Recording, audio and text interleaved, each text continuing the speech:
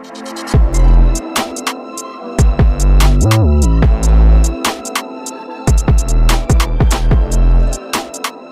domestic surveillance is only part of the concerning news. ICE and CBP contracted for $144 million in weaponry in Trump's first year of the second term, which is a fourfold increase largely comprised of military-style weapons. And soon after this came out, the government stopped supporting fpds.gov, which was the resource used to track what all kinds of agencies were purchasing, which leaves us with far fewer options for transparency and oversight. And perhaps the most disturbing of all is the recent purchase of multiple mega detention centers across the US, with plans to spend over $38 billion in an attempt to increase the number of detained individuals at a time to upwards of 150,000. And as anyone with even a cursory knowledge of history is well aware, detention centers tend to not only end up detaining the initially targeted people group. It's also worth noting, which also serves as a quick preview on my next series, which will be on the swamp, and how Trump didn't so much drain it as much as simply replacing it with his own brand of sludge, that they are massively overpaying for these facilities, and we don't know why as of yet. For example, the facility in Social Circle, Georgia, the current owner is P&K Group, originally incorporated in Russia and owned by Andrei Sharkov. He bought it 2 years ago for $29.4 million. ICE bought it for $128.5 million, with the sale closing in just 4 days.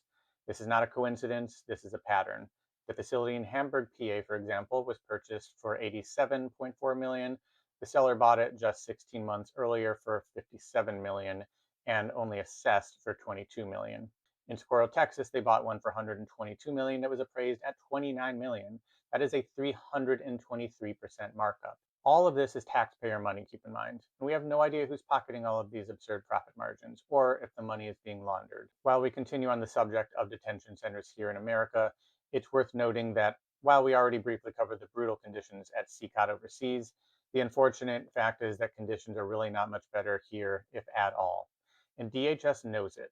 In a recent case involving Broadview Detention Center in Chicago, there were numerous complaints, including a lawsuit alleging abhorrent and inhumane conditions. Cells containing dozens of people at a time where they had to sleep for days, even weeks, on plastic chairs or on the filthy concrete floor. Sufficient food and water were denied.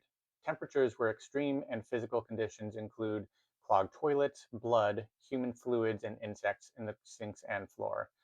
Federal officials were abusive and cruel.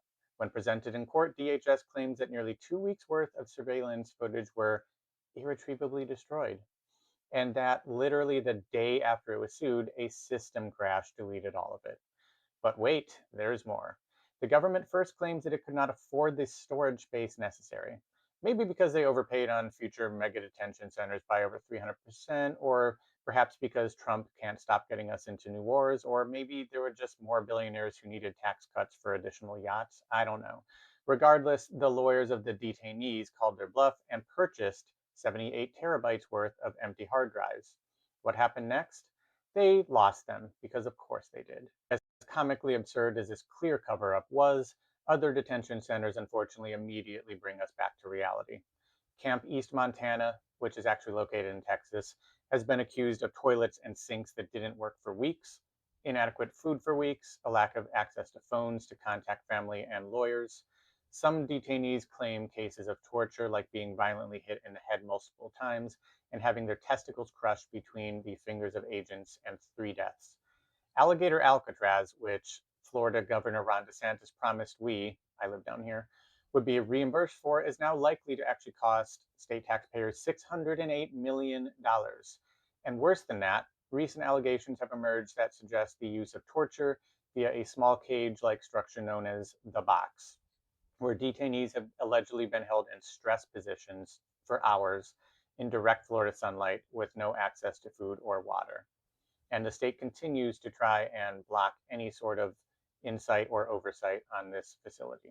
And the Dilley Immigration Center, also in Texas, might be the worst of all, particularly because of all the children at the center, which was also the same one that Liam Ramos was sent to.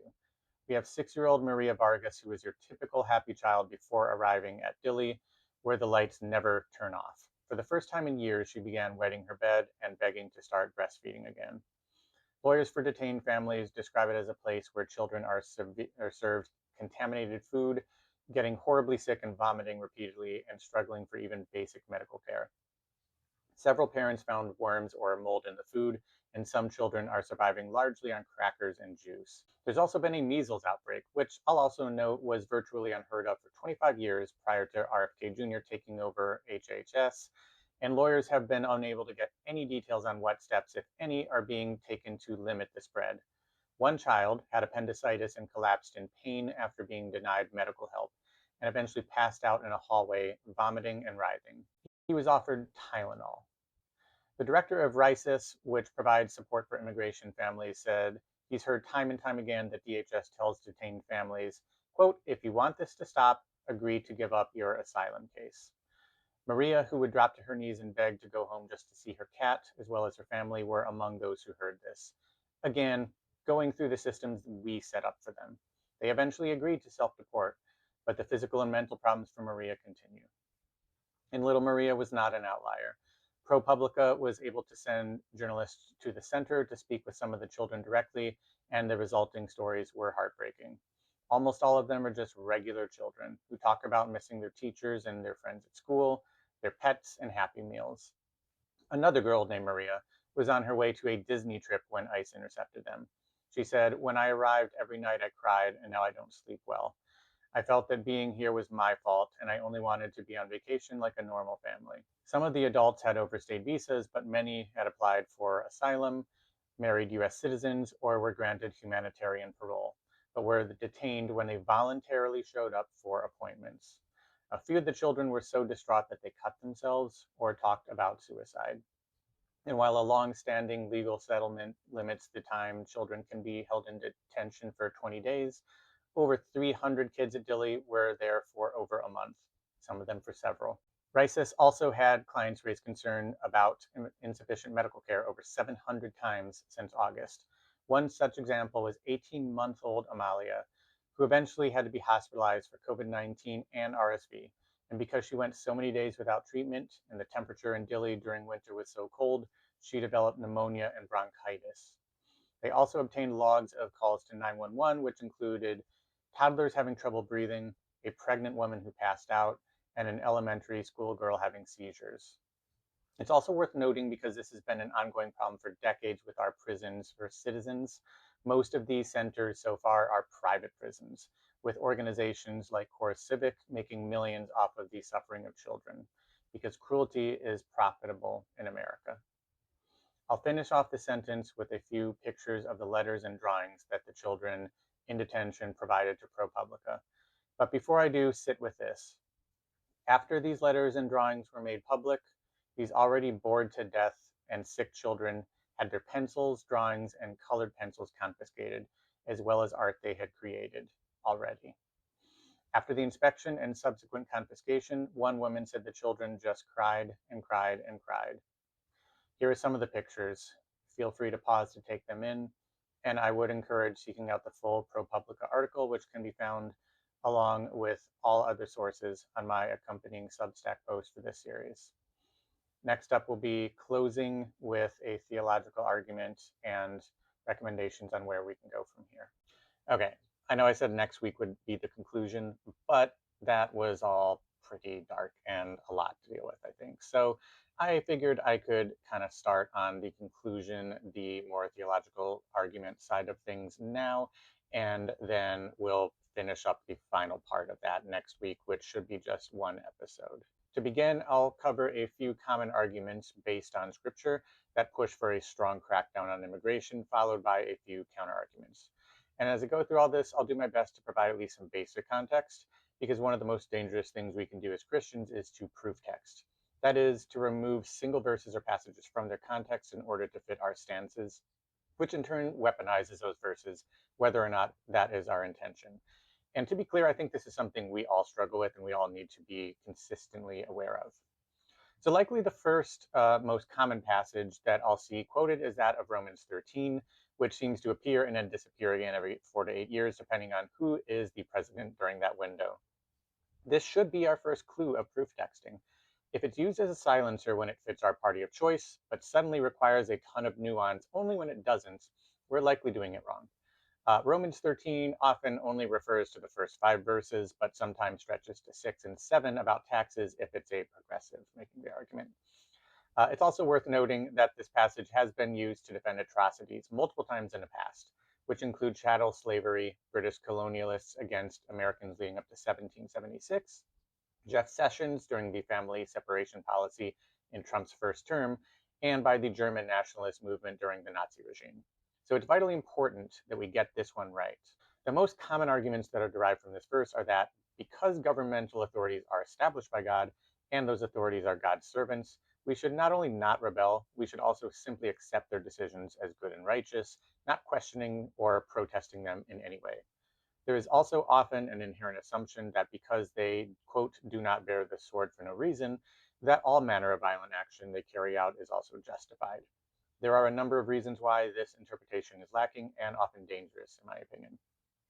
For starters, ancient scripture did not contain chapters or even verses to differentiate ideas.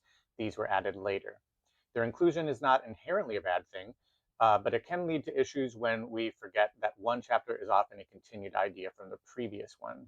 In this case, the latter half of Romans 12 has Paul describing what love in action looks like, which among other things teaches the Roman church to live in harmony with one another, being willing to associate with people of low position, and most importantly here, to not take revenge, but rather to leave room for God's wrath. Vengeance is the Lord's. Instead, we are called to feed our enemies and give them water to drink. This leads us to a couple of important questions that we should then ask ourselves when heading into chapter 13. How should we now read it with chapter 12 in mind? And also, how often do we hear the concepts presented in chapter 12, like associating with the lowly, not taking revenge, and feeding our enemies, quoted to us by politicians? Also important to not just cover the context of surrounding verses, but that of the culture Paul was addressing. Paul wrote to a Roman church divided between poor conservative Jews and wealthy liberal Gentiles. Now, I'll note that the definitions of conservative and liberal here are applicable to that day and not necessarily our modern definitions, but the main idea still applies. This was a divided church on a number of levels. And throughout this letter to the Romans, Paul often addresses Jews and Gentiles separately. In this case, he's addressing the Jews primarily because they were financially oppressed by the Roman Empire. Paul is exhorting them to not draw attention to themselves and seek vengeance based on the aggressive taxation of the day, and to live in peace with the empire as far as it depends on you. Not very American, and certainly not very January 6th-ian. There are also several other key points to note here. First and foremost, this was a letter written to a specific church in a specific time in history. Most scholars agree that Nero was likely the emperor at the time of writing, and while he hadn't quite gone off the deep end yet, this does beg an important question. Do we really think Paul was telling his audience that the same Nero, who would later burn Christians alive as human torches, is also one that we should simply accept as God's chosen servant whose violent methods must all be perfectly acceptable just because God put him there? We should also remind ourselves that Paul also found himself getting beaten and arrested multiple times, including in Acts 16, where he exorcises a demon from a slave girl, which directly disrupted the exploitative economy of Philippi, and then followed this up by embarrassing the authorities by noting his Roman citizenship after he was beaten. In other words, Paul himself wasn't exactly the submit and don't ever ask questions type. It's also worth noting that Nero himself was believed to be a god by the Romans, as they participated in emperor worship after Octavian declared his father, Julius Caesar, to have ascended to the pantheon of gods. This conveniently made him the son of a god, of course. So Paul's statement that there is no authority except that which God has established in Romans 13 verse 1 is actually a dissident statement that would have infuriated Nero had he heard it himself. Paul also writes, our struggle is not against flesh and blood, but against the rulers, against the authorities, against the powers of this dark world in Ephesians 6, which frames earthly authority structures themselves as potentially corrupt and under the influence of the demonic realm. And finally, we have multiple instances of Jesus himself participating in civil disobedience, including in John 5 when he heals a man at the pool of Bethesda on the Sabbath who had been paralyzed for 38 years. Now, clearly, if he had lived this way for 38 years, he could wait one more day. But Jesus, I believe, healed him on the Sabbath on purpose, as he did in multiple other instances, such as Matthew 12, where he directly addresses the fact that the religious leaders had turned Sabbath law from a blessing for the people into a tool of oppression.